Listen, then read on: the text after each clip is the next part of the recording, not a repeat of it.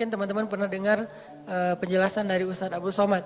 Saya pengen membandingkan aja, kalau Nabi kasusnya kayak gitu, pernah tersesat di sebuah perjalanan dari Mekah ke daerah Syam, kemudian Allah tunjukkan jalan supaya sampai ke kota yang dituju. Nah kalau Nabi Musa pernah juga tuh, kapan? Pas Nabi Musa nggak sengaja ngebunuh orang Mesir. Orang Mesir berantem sama orang Bani Israel. Cuman orang Mesirnya kayak zalim gitu, dia terlalu sombong. Akhirnya didorong sama Musa meninggal kan. Walaupun Musa nggak sengaja sih. Dorong, kamu apa-apaan sih, mati kan. Musa juga kaget, kenapa nih? Gitu. Kayak nggak sengaja gitu, jangan-jangan setan. Akhirnya Musa bilang, ya Allah bukan kerjaan saya, kerjaan setan. Jadi boleh kan nyalahin setan. Bilang setan, salah saya apa? Ya salah kamu setan gitu. Ya. Akhirnya meninggal. Musa lari karena dia membunuh orang Egyptian, orang Kipti. Lari kemana? Nggak tahu kemana. Cuma berdoa, ya Allah beri saya petunjuk dalam perjalanan ini. Jalan aja pokoknya kemana kaki melangkah deh ikutin aja tuh. Nggak ada nih lihat Google Map dulu atau mau kemana dulu bikin itinerary dulu. Kayak kita trip atau traveling yang udah jelas tujuannya. Ada travel agentnya, ada budgetingnya udah segala macam. Enggak, pokoknya jalan aja kemana kaki melangkah ikut aja terus. Ini benar-benar dol namanya nih. Nggak tahu arah. Tapi sampainya kemana? Ke jodohnya. Ke Madian, ke Yordania, ketemu dua orang cewek, lagi ngantri mau ngasih minum ternak, Musa nanya, ma khatbukuma, ada yang bisa saya bantu? Gak ada modus-modusan, beda dengan kita, kayak kenal ya, di mana ya? Enggak, kita nggak pernah ketemu, saya yakin saya pernah ketemu sama kamu, di mana? Di dalam mimpi, modus banget kan ya. Musa nggak kayak gitu. Ya udah aja, ma khatbukuma, kalian ada apa? Apa yang bisa saya bantu? Dengan bahasa yang lembut ya, pastinya kan ngomong sama cewek nih. Masa ngomong sama cewek, ma khatbukuma, kan enggak ya? Nada khatib yang membuat kesannya jadi berubah kan. Kalau khatib berubah, kalau dia nggak paham ceritanya, dia akan mengatakan ma khatbukuma. Nggak gitu Ustadz. Gimana? Ma khatbukuma, kan lagi ngomong sama cewek nih. Musa orangnya santun, akhirnya kami nggak bisa ngasih minum ternak soalnya harus ngantri di belakang laki-laki. Ya udah saya bantuin. Musa langsung turun ke sumur. Ketika Musa turun naik ngasih minuman ternak dan itu ada puluhan ekor onta, ratusan ekor onta. Satu ekor onta aja minumnya udah banyak banget kan. Di situ kelihatan Musa itu kuat, gagah. Kebayangkan ngangkat air gitu, walaupun yang tadinya dia udah jaga-jaga nggak mau kelihatan ototnya kan kelihatan juga tuh pas ngangkat. Terus kayak pura-pura lipat baju gitu, ini kenapa ya ngangkat gitu. Terus kayak udah gitu selesai, Musa duduk di bawah pohon istirahat, si ceweknya pulang. Pulang cerita ke ayahnya, ayah tadi kami dibantu oleh seorang laki-laki, dia baik segala macam. Kata ayahnya, ya udah undang ke rumah, ayah pengen bilang makasih dan ngejamu dia makan. Musa di bawah pohon bilang gini, ya Allah saya lapar dan engkau sebaik-baik pemelihara. Ya Allah saya lapar tapi engkau yang maha penyayang. Ngadu ke Allah. Lapar bilang ke Allah. Mau ikhtiar gimana di negeri orang gak tahu di mana tempat makan. Dan gak bawa uang juga. Ya Allah saya lapar, engkau sebaik-baik penolong, pemelihara, pengasih, penyayang. Tiba-tiba cewek itu datang. Tamshi ala istihya, berjalan malu-malu. Gimana jalan malu-malu? Aduh gimana ya ngomongnya ya. Kalau bahasa kita mah ya, aduh malu mau ngomong. Tapi kan ini amanah dari ayah. Kalau kita mah pura-pura malu. Kalau ini benar-benar malu-malu. Tamshi alas ya. Gimana ya caranya ya? Aduh gimana ya? Atau gimana ya? Terus maju lagi, nggak jadi lagi mundur. Maju lagi, nggak lagi mundur lagi. Nggak pakai cantik. Maju mundur aja. Sampai akhirnya datang, Mas kalau bahasa kita nih, Mang, gitu ya. Ayah saya ngundang AA di rumah mau ngucapin terima kasih. Oh iya, hayu, jalan aja. Hayu nggak tahu bahasa Arabnya hayu apa. Jalan sampai ke rumah, ayahnya ngasih makan, ngobrol. Kamu dari mana nak? Saya dari Mesir. Oh ya, negerinya Firaun. Ya, saya pelarian dari Firaun. Emang ada cerita apa? Kisahin, kamu orang baik, tinggallah di sini. Ya, makasih Pak. Setelah itu si bapak itu ke belakang kan. Ternyata si anaknya yang perempuan ngedengar pembicaraan mereka. Lalu ayahnya nanya, nak, laki-laki itu, bukan ayahnya, si ceweknya yang ngomong, ayah Kan ayah nggak punya pekerja yang bisa mengurus ternak, pekerjakan dia di rumah kita karena dia qawiyun amin, laki-laki yang kuat dan baik, amanah, baik. Ayahnya langsung ngeh, oh anak saya berarti ada hati nih buat laki-laki itu. Kok bisa gitu sih ayahnya kayak kegeeran gitu kan ya? Karena si cewek ini nggak pernah komen tentang cowok sama sekali dalam hidupnya. Sekali-kali dia komen cowok berarti ada sesuatu nih. Kalau sekarang udah nggak lagi kebaca sama ayahnya karena kita udah biasa komen. Kamu lucu deh, kamu apa. Jadi kayak sering komen jadinya biasa aja kan. Karena dia nggak pernah komen tentang cowok. Sekali-kalinya ada postingan cowok dia komen, itu sesuatu banget kan. Sekali-kalinya ada postingan cowok dia nge-like, sesuatu banget. Karena nggak pernah dia kayak gitu. Kalau kita periksa di list kontak handphonenya, itu nggak ada nama laki-laki itu. Cewek semuanya terjaga banget. Sehingga sekali-kali dia bilang, ayah pekerjakan dia di rumah karena dia laki-laki yang baik dan kuat. Ayahnya langsung nangkep, oh anak saya berarti tenang dengan laki-laki itu. Musa, maukah kamu menikahi putriku? Dengan mahar sekian. Musa mengiyakan, menikahlah mereka. Alam yajidka yatiman fa'awa, dikasih keluarga baru di Madian. Sebagaimana saya dikasih keluarga angkat dulu ketika di Mesir. Dan kemudian di Bandung. Kemudian seterusnya. Allah mudahin. Alam yajidka yatiman fa'awa. Saya seorang perantau. Walaupun saya ngerasa kayaknya Bandung ini adalah akhir dari perjalanan saya. Udah gak mau pindah lagi ya. Pokoknya udah love banget lah dengan kota Bandung ya. Hashtag. Jadi karena ngerasa kayaknya nih negeri saya yang ketiga, Aceh, Kairo, Bandung, udah aja selesai, udah nggak mau pindah lagi karena udah nyaman. Tapi saya ngerasa dulu ke Kairo sendiri, kemudian ke Bandung nggak kenal siapa-siapa, selalu kasusnya alam yajidka yatiman fa'awa, yatiman fa'awa itu berulang kali loh teman-teman. Pasti teman-teman juga ngalamin. Itu bukti ma wadda'aka rabbuka wa ma qala. Apalagi nanti kalau ngomong Ibrahim, pas beliau diusir oleh ayahnya dari Irak ke Palestina. Bukankah itu juga terlunta-lunta, terkantung-kantung, dolan, agna, wajadaka ail. Jadi udah yatim, dol, ail. Udah gak punya siapa-siapa, bingung juga mau kemana, lapar gak punya apa-apa. Tapi kemudian fa'awa, fahada, fa'agna. Sehingga Ibrahim yang tadinya seorang dalam keadaan yang tidak tahu apa-apa datang ke Palestina. Sampai di Palestina Ibrahim menjadi orang paling kaya di Palestina. Apa ukuran kekayaan Ibrahim di Palestina? Ukuran kekayaan Ibrahim di Palestina, setiap malam Ibrahim menyembelih 100 ekor onta untuk para tamu. 100 ekor onta. Satu ekor onta harganya sebutlah 50 juta kali 100. Satu malam dia ngeluarin uang 5 miliar ya? 5 miliar benar? 5 miliar setiap hari loh teman-teman. Ada nggak di antara kita yang ngeluarin uang 5 miliar setiap hari buat tamu? Sehingga bisa dibilang Ibrahim itu bapak perhotelan dalam sejarah manusia. Dia yang pertama bikin konsep hotel. Hotel gratis tapi. Buat siapa? Visitornya siapa? Orang-orang yang mau berziarah ke Masjid Al-Aqsa. Ibrahim yang menjamu mereka, ngasih hotel dengan kualitas bintang 5, terus juga buffetnya itu udah free flow, setiap saat mereka bisa makan, dan satu hari minimal 100 ekor onta. Itulah kekayaan Ibrahim. Dan itu berarti Ibrahim menjamu sekian ribu tamu setiap hari, dan ini manajemennya gak gampang loh. Pasti ada suppliernya, pasti memberdayakan bisnis-bisnis lokalnya. Jadi Ibrahim itu benar-benar bisa memberdayakan warga Palestina semuanya jadi sejahtera dengan kerjaan perhotelannya di Masjid Al-Aqsa. Gratis semuanya. Ibrahim yang bayarin. Sekaya itu Ibrahim teman-teman. Padahal datangnya gak punya apa-apa. Fa'aghna, Allah yang mengkayakan Ibrahim. Semua cerita para anbiya itu sebetulnya bisa dikaitkan dengan alam yajidka yatiman fa'awa, wajadaka dhallan fahada, wajadaka ailan fa'aghna. Apalagi Adam, lebih yatim lagi kan?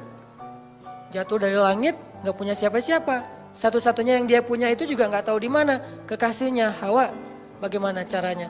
Allah yang menunjukkan mereka sehingga ketemu. Setelah sekian tahun mencari, akhirnya ketemu juga. Nah ini artinya teman-teman, ma wadda'aka rabbuka wa ma qala. Part ketiga yang akan kita tuntaskan malam ini, fa'ammal yatim fala taqhar wa ammas sa'ila fala tanhar wa amma bi ni'mati rabbika fahaddis. Kalimat 3 ayat terakhir ini itu kayak nerusin 3 ayat sebelumnya. Alam yajidaka yatiman fa'awa fa'ammal yatima fala taqhar. Wa wajadaka dhallan fahada wa ammas sa'ila fala tanhar. Wa wajadaka 'ailan fa'aghna wa amma bi ni'mati rabbika fahadits. Jadi kayak pasangan-pasangan ayat. Bukankah Allah mendapatimu dalam keadaan yatim, lalu Allah kasih kamu keluarga? Makanya kalau ketemu anak yatim, jangan kamu bersikap semena-mena kepada mereka. Karena Allah juga mendapatimu yatim, wahai Muhammad. Sehingga Nabi Muhammad sayang banget sama anak yatim. Dan sangat dekat kepada orang yang sayang kepada anak yatim. Sehingga Nabi mengatakan, orang yang mencintai anak yatim nanti di akhirat bersamaku itu seperti jari telunjuk dengan jari tengah ini. Dekat banget. Jadi kita bakal punya rumah bersebelahan, satu klaster sama rumah Nabi. Kan seru banget ya. Punya rumah satu klaster sama rumah Nabi. Dan klaster itu klaster terbaik di surga. Yang satu butir debunya lebih mahal daripada dunia dan seisinya. Bukan 1 meter tanahnya. Satu butir debunya lebih mahal daripada dunia dan seisinya. Enggak ada lagi klaster wilayah tanah yang lebih baik daripada klasternya Nabi nanti di surga. Dan siapa yang sayang kepada anak yatim, yang sangat peduli kepada anak yatim di sini usia sebelum dia mampu berusaha, kalau 25 tahun terus dia jomblo gitu, terus dia kayak gitu, itu modus ya. Ustadz, dia tuh masih yatim loh, ayahnya udah meninggal sekian tahun, jadi saya kayak fa'awa gitu Ustadz ya. Ya boleh lah ya, yang penting niatnya baik. Jadi siapa yang sayang sama anak yatim, nanti dia akan disediakan rumah satu klaster dengan Rasulullah SAW. Jadi dia kayak bertetanggaan gitu sama Nabi SAW. Ketemu sama Nabi, duduknya di sebelah Nabi. Ketemu sama Nabi, duduknya satu majelis sama Nabi. Ini fa'ammal yatima fala taqhar. Jangan semena-mena sama anak yatim. Dulu di zaman Nabi ada cerita seorang sahabat namanya Abu Lubabah. Abu Lubabah ini punya pohon korma di sebelah rumah anak yatim. Tapi dia nggak rela gitu kalau kormanya dimakan sama anak yatim, korma yang udah jatuh. Sehingga satu hari anak yatim lagi makan korma jatuh, dari mulutnya diambil sama Abu Lubabah. Ini bukan punya kamu, ini punya saya. Dilaporin ke Rasulullah. Terus Rasulullah nawarin, ya Abu Lubabah, kamu mau nggak punya kebun di surga yang pohon kormanya, kamu berjalan di bawah naungannya 100 tahun belum keluar dari dahannya. Saking gedenya pohon kurma di surga. Mau nggak kayak gitu Abu Lubabah? Mau ya Rasul, caranya gimana? Wakafkanlah pohon kurmamu untuk anak yatim. Gimana ya Rasul, itu pohon kurma kesayangan saya banget. Itu saya ada kenangan gitu. Maaf ya bukan nggak mau. Dia kayak beralasan gitu nggak mau nyerahin pohon kurmanya untuk wakaf anak yatim. Akhirnya Nabi nggak maksa orangnya. Ya udah nggak apa-apa, pergi aja. Tiba-tiba datang sahabat yang lain namanya Abu Lubabah. Dia bilang, ya Rasulullah, ada apa Abu Lubabah? Tadi saya mendengar Rasulullah nawarin sesuatu kepada Abu Dahdah yang kedua. Ada apa Abu Dahdah? Saya tadi dengar Nabi nawarin sesuatu ke Abu Lubabah, tapi dia nolak. Ya, emang kenapa? Kalau saya ngambil itu boleh nggak ya Rasulullah? Boleh, siapapun, kebaikan itu untuk siapa aja. Ya udah, tunggu ya Rasulullah. Langsung dia pergi ngejar Abu Lubabah. Ya Abu Lubabah, ya Abu Lubabah. Abu Lubabah nungguin. Ya Abu Dahdah, ada apa? Kamu tahu kan kebun kurma saya di Madinah? Siapa yang tidak tahu kebun kurma milik Abu Dahdah? Satu kebun kurma ada 600 pohon kurma. Mata air sendiri, ada vilanya, luas banget kebunnya. Dan kebun itu paling subur. Yang lain panen setahun 2 kali, yang ini 3 kali setahun. 4 bulan sekali panen. Teman-teman kalau mau berhitung, satu pohon kurma sekali panen itu lebih dari 100 kilo. Satu pohon. Satu dahannya aja udah berapa puluh kilo kan? Itu satu pohon lebih dari, sebutlah yang paling kecil 100 kilo. 1 kilo harganya 500 ribu. 500 kali 100. Capek. Itu satu pohon. Dan Abu Dahdah punya 600 pohon. Jadi sekali dia panen korma, itu puluhan M loh keuntungannya. Sekali panen, dalam setahun dia panen 3 kali. Ratusan M dalam setahun. Kata Abu Dahdah, wahai Abu Lubabah, kamu tahu kan kebun kurma saya? Tahu, siapa yang gak tahu kebun kurma Abu Dahdah terkenal di Madinah. Mau gak kita barter? Kamu kasih pohon kurma kamu yang di pojok rumah anak yatim ke saya kasih kebun saya ke kamu, bukan pohon, kebun. Kata Abu Lubabah, yang benar, kamu gak lucu deh ininya, candanya. Nah ini mah dialog dari saya. Terus kata Abu Dahdah, saya serius. Beneran? Ya udah, ayo. Langsung transaksi, jadi deal. Mereka kemudian pergi ke rumah anak yatim. Wahai anak yatim, kata Abu Dahdah, mulai sekarang pohon ini Bapak wakafin buat kalian. Makanlah sesuka kalian dari korma yang ada di pohon ini. Kemudian gak lama kemudian dia ngajak Abu Lubabah ke kebunnya. Istrinya lagi kayak lagi bersih-bersih gitu. Kata Abu Dahdah, wahai istriku keluarlah. Ini sekarang bukan kebun kita lagi, sudah aku jual. Istrinya kaget, kamu jual ke siapa wahai Abu Dahdah? Kamu untung gak? Kata suaminya, untung banget. Ke siapa sih kamu jualnya? Ke Allah. Kata istrinya, itu baru untung. Itu baru perniagaan yang besar. Itu baru hebat. Istrinya ini soleha banget. Coba kalau kita ngomong gitu ke pasangan kita, kira-kira digapain? Didoain ya. Semoga kamu cepat. Ini istri yang soleha. Ini buat cewek-cewek ya. Kadang-kadang suami itu kalau lagi semangat, kadang-kadang kan nggak mikir ya, kasih aja. Nah kalau dia lagi gitu, tapi tetap ada batasannya juga. Cuman dengan kualitas iman Abu Dahdah dan istrinya itu emang luar biasa, inspiring banget. Istrinya malah bahagia. Ya saya udah keluar. Wah, sekarang jadi milik siapa? Abu Lubabah. Silakan Abu Lubabah. Mereka pergi meninggalkan kebun itu sama sekali nggak nyesal. Cerita ini didengar oleh Rasulullah SAW dan Nabi mengatakan, duh betapa luasnya kebun Abu Dahdah di dalam surga. Aku melihat kebun Abu Dahdah itu mudhammatan, lebat sekali warnanya hijau tua di dalam surga. Ini makna dari fa'ammal yatima fala taqhar. Sebegitu besarnya penghargaan Allah kepada orang yang menyantuni anak yatim. Terus angle yang kedua adalah al jaza min jinsil amal. Balasan itu sesuai dengan jenis amal.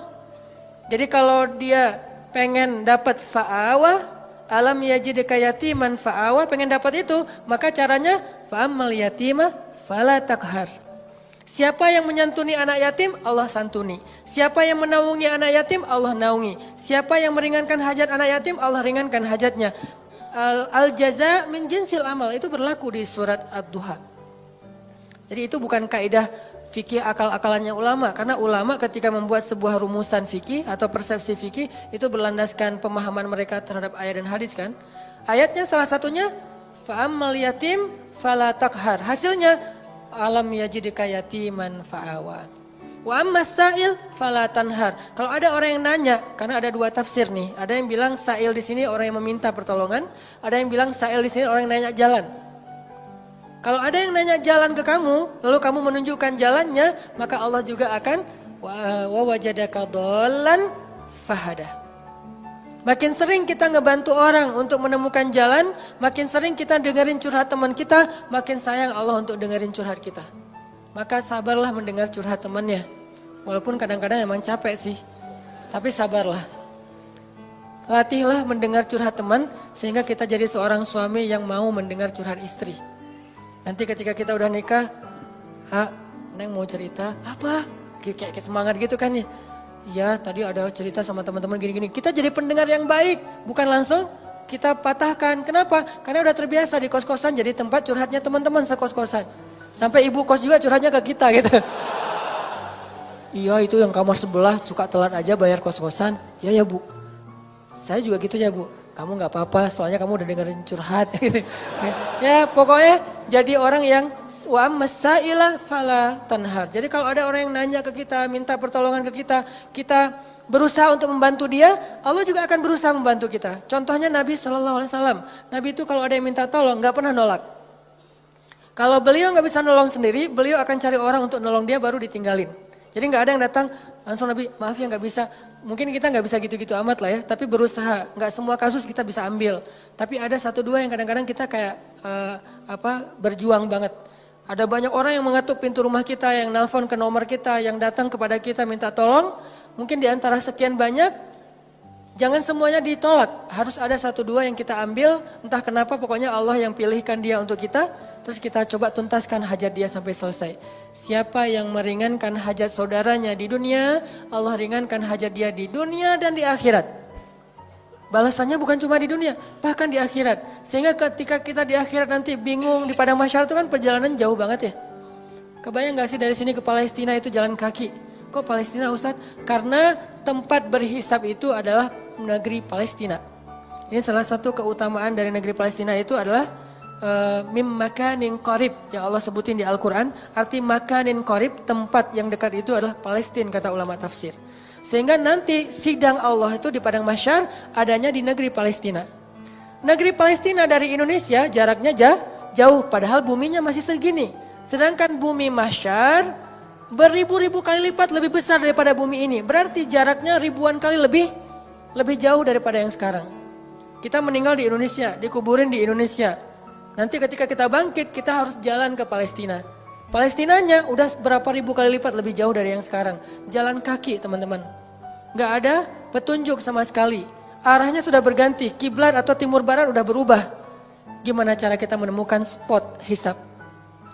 Susah banget kan? Kalau enggak karena Allah, wa wajadaka dhallan fahada. Dulu di dunia kita sering nolongin orang, sering nunjukin arah ke orang lain, sering bantuin orang di jalan, sering bantu orang ketika kesusahan. Allah bantu nanti kita di akhirat. Sehingga tiba-tiba dikasih kendaraan, kita kayak kasih tumpangan buat teman, itu enggak ada yang kelewat sama catatan Allah. Kamu kan dulu pernah ngasih tumpangan ke teman kamu pulang taklim. Padahal kamu pulangnya ke Padalarang, dia ke Cilenyi, kamu anterin dia dulu. Akhirnya balik lagi ke tengah, gak sampai Padalarang, nginep di TSB. Gak kuat gitu ya. Tadinya nanyanya sih kayak serius gitu. Pulang kemana saya anterin. Oh boleh. Udah aja naik motor kemana Cilenyi. Ngomong dari tadi. Kan beda arah timur dan barat.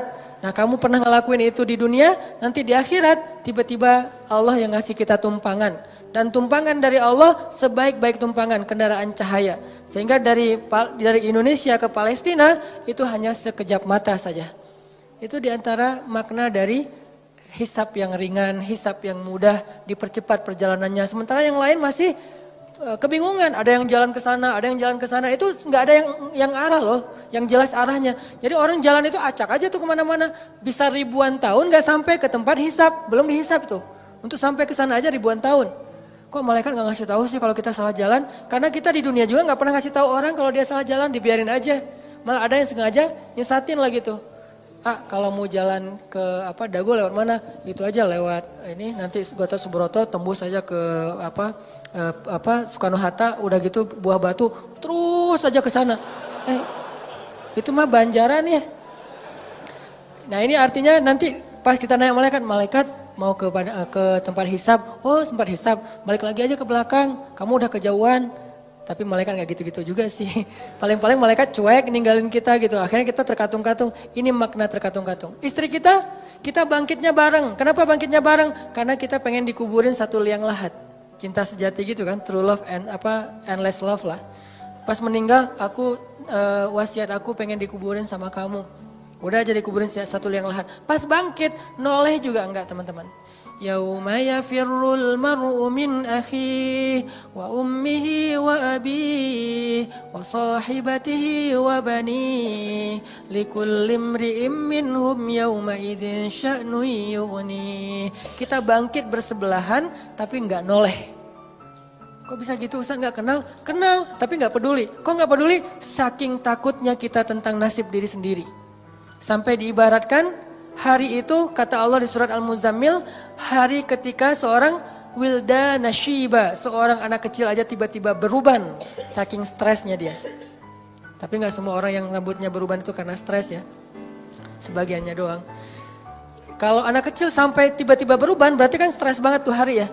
Kita gak noleh ke pasangan kita. Terus kapan kita kenal dengan pasangan kita Ustaz? Nanti setelah edisi part ini udah lewat, nanti ada adegan kita udah mulai saling kenal, saling menyapa, bahkan saling menuntut, saling menjatuhkan, saling menolong. Itu ada adegannya nanti. Tapi di adegan pertama sama sekali gak peduli. Suaminya tersesat, istrinya gak akan nolong. Sehingga yang bisa nolong kita hari itu hanyalah apa yang hari ini kita lakuin teman-teman. Sehingga kalau kita nemuin ada sa'il itu bisa orang yang minta tolong, bisa orang yang nanya jalan, fala tanhar. Jangan bikin dia kecewa, jangan sakitin hatinya. Kalaupun kita nggak bisa bantu dia, minimal jangan sampai kita manna wal adha, menyakiti dia dengan kata-kata kita. Jangan. Setidaknya kita kalau nggak bisa tolong pun ya sudah, ya nggak bisa nolong aja. Jangan udah nggak bisa nolong, nyakitin lagi tuh. Kayak Kita nggak bisa nolong teman-teman di Palestina. Ya udah jangan ngomong ngapain sih jauh-jauh. Udah nggak usah. Kalau pengen nolong yang dekat-dekat silahkan. Mau dua-duanya lebih bagus lagi. Mau yang sana juga nggak masalah. Yang penting jangan nyakitin. Jangan kita beranggapan bahwa yang di Palestina itu jauh nggak perlu ditolong. Yang di Suriah itu jauh nggak perlu ditolong. Padahal kondisi mereka itu luar biasa memprihatinkan. Bahkan dahsyat sekali keadaan mereka. Tapi kita udah nggak nolong, ngomong lagi. Jadi kalau mereka dengar kasihan. Perasaan mereka kayak gimana gitu, ya udah jangan. Termasuk orang di sekeliling kita, keluarga besar kita. Kadang-kadang ada kakak adik kita yang minta tolong, kita kayak sebel gitu sama dia. Giliran butuh aja lo minta tolong. Jangan, udah aja diem. Kalau kita nggak mau nolong atau nggak bisa nolong, diem aja. Kenapa? La tanhar. Jangan sakiti orang yang meminta pertolongan. Sehingga nanti al-jaza min jinsil amal. Allah juga akan membalas kita dengan cara yang sama. Na'udzubillah min dzalik. Wa amma bi ni'mati rabbika fahadis. Nikmat Allah sampaikanlah. Maksud menyampaikan nikmat Allah itu ada banyak. Salah satunya adalah kita bicarakan kebesaran-kebesaran Allah. Allah tuh baik banget, Allah gini. Sehingga dengan pembicaraan kita, orang yang mendengar jadi semakin yakin sama Allah. Kayak tadi cerita saya di Thailand, simple sebetulnya. Cuman hal yang sepele banget. Tapi itu bagian dari tahadus bin ni'mah. Tujuannya apa? Tujuannya biar kita yang mendengar makin yakin sama Allah. Makin bergantung sama Allah, makin taat di jalan Allah. Itu namanya wa amma bi ni'mati rabbika fahadits. Jadi teman-teman, 3 ayat terakhir itu ada 2 angle yang kita bisa lihat. Satu, ternyata kalau kita pengen dapat satu kebaikan, maka tanamlah kebaikan yang sama di ketika kita bisa. Nanti saat kita butuh, Allah akan membalas kita dengan kebaikan yang sejenis.